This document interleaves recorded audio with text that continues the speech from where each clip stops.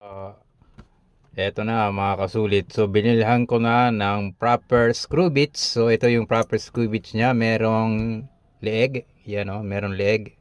At saka meron din ditong head. So ito yung binili ko, tatlo. Pwede kayong makabili nito ng isang set. I think 5 atang set ito.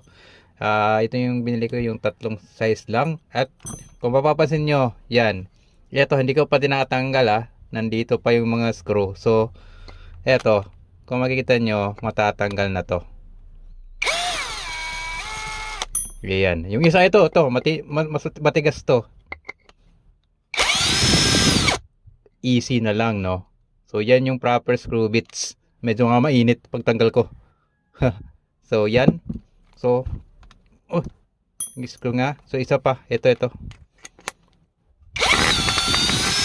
So, yan.